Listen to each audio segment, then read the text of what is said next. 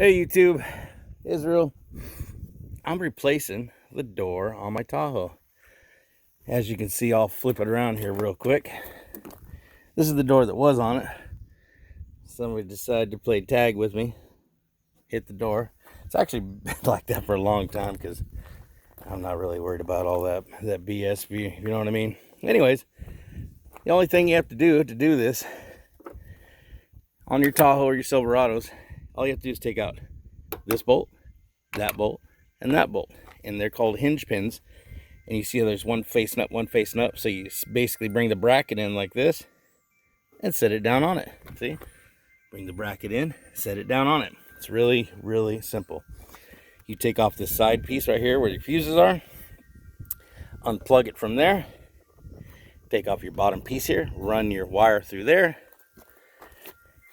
pop this off of right there, pop this off of right there, and you come in here and you unhook all your wires. You push all your little things off and scratch your hand, and then you unplug it from all your stuff that you had on there. And here's a new door that I bought. Not new, but new to me, new to the vehicle. See? And what you want to do is, first of all, match up and make sure it's going to work before you go through all this. Just take off your door panel right over there. Okay, that was real simple. Mine had a powered, as you can see, a little turn signal on there. See the little turn signal dots? Beautiful out here, isn't it? Look at this. Come out of her, my people. That's what I'm saying. That's what the Most High says. Here's the non-powered one. I took that off. I'll probably just end up selling it. Any little parts that somebody may need, maybe cut out the cost of everything. The speaker pops right out of it. Goes right in there. I'm going to transfer it over to there. I just wanted to tell you, I mean, just as if one is so inclined, I'm actually going to, I bought this vehicle, which belongs to Israel.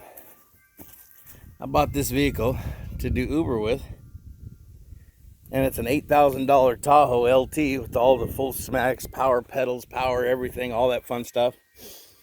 It for $1,000. Said it needed a tranny, but it only needed a speed control sensor, which is about installed and everything about $172. And that was about it. So for $1,072, bought an $8,000 vehicle. You know, it's got a couple little rips in the seat and things like that. But see, I'm going to get a carpet kit, and Brother Daryl's been investing in himself since he was a very young man. I used to do upholstery. I'm going to replace the carpet, the seats, like I was going to do in that black one. But and since I said that, got on that topic, that black one had way more involved in it than was worth it to restore. That's why I stopped that. But I kept the motor, which is a 5.7, which is bad to the bone. I'm probably going to end up restoring that motor, and when I get to that project, I'll be videotaping that. But I just wanted to put this out here, you know, to kind of show you something. It's really easy. I figured if I didn't stop and do this and all that fun stuff, it would probably take maybe like 2.5 hours, kind of taking my time. Just to let you know, if you're so inclined, there's nothing you can't do. Remember, what one man can do, another man can do. Shalom.